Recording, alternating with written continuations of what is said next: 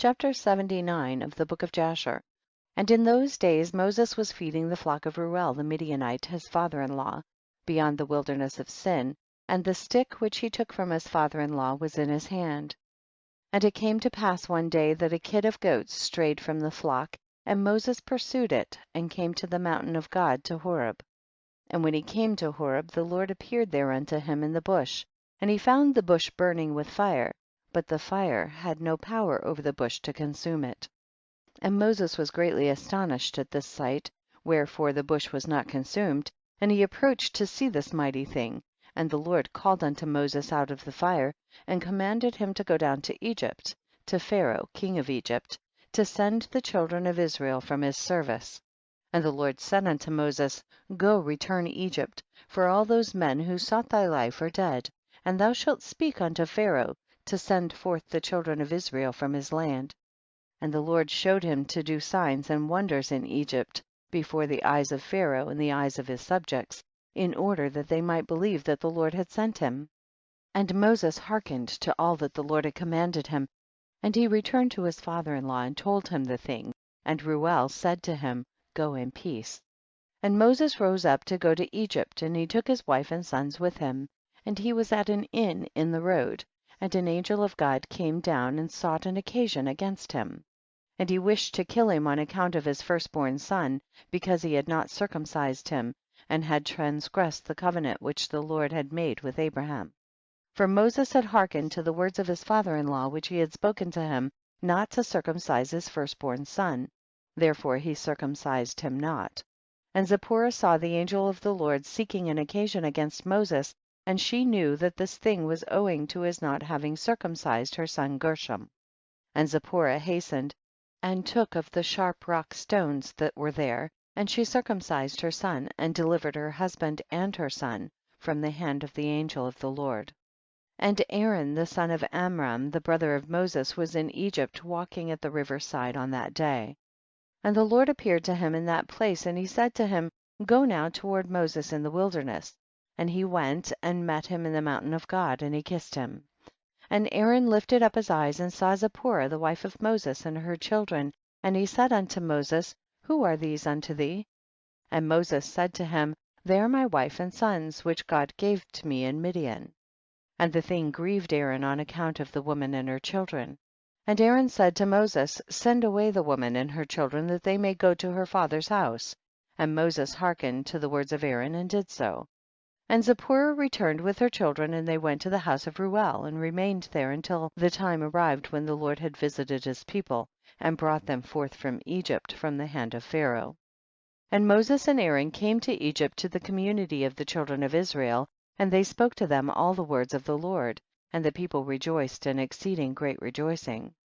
And Moses and Aaron rose up early on the next day, and they went to the house of Pharaoh, and they took in their hands the stick of God. And when they came to the king's gate, 2 young lions were confined there with iron instruments, and no person went out or came in from before them, unless those whom the king ordered to come, when the conjurers came and withdrew the lions by their incantations, and thus brought them to the king.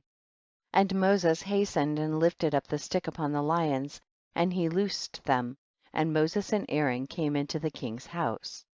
The lions also came with them in joy, and they followed them and rejoiced as a dog rejoices over his master when he comes from the field.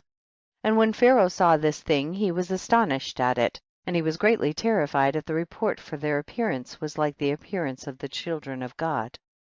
And Pharaoh said to Moses, What do you require? And they answered him, saying, The Lord God of the Hebrews has sent us to thee, to say, Send forth my people, that they may serve me. And when Pharaoh heard their words, he was greatly terrified before them, and he said to them, Go today, and come back to me tomorrow. And they did according to the word of the king.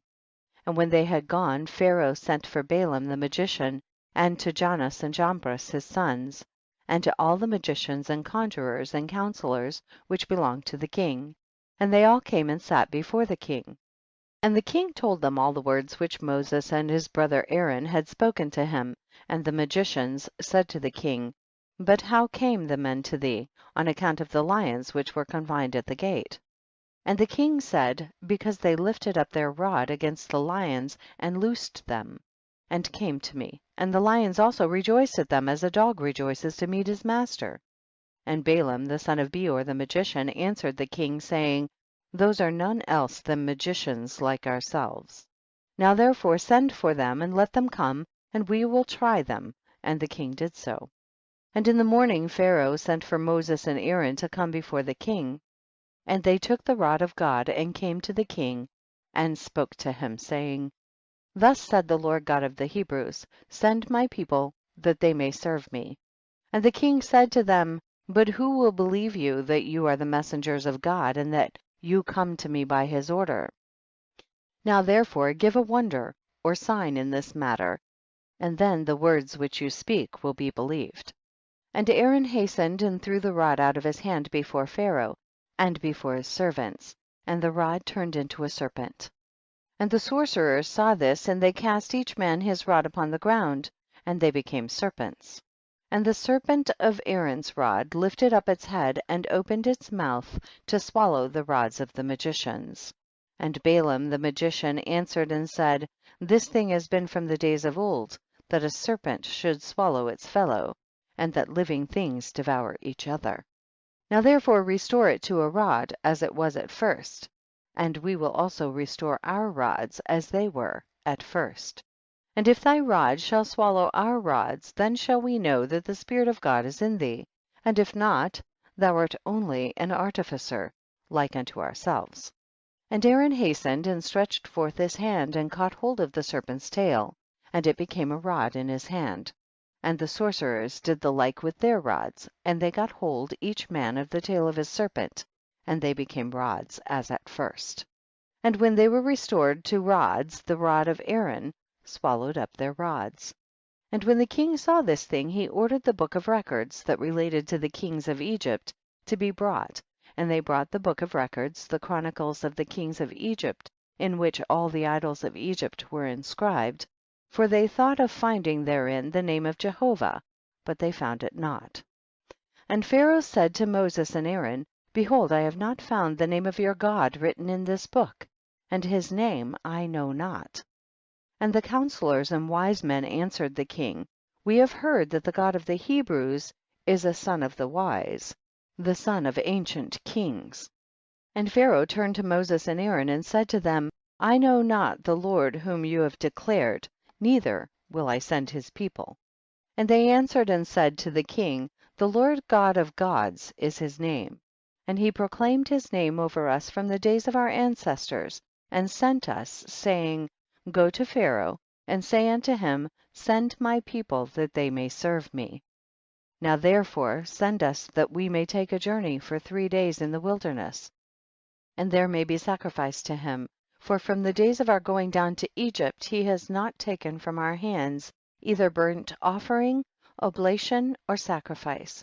And if thou wilt not send us, his anger will be kindled against thee, and he will smite Egypt either with the plague or with the sword. And Pharaoh said to them, tell me now his power and his might.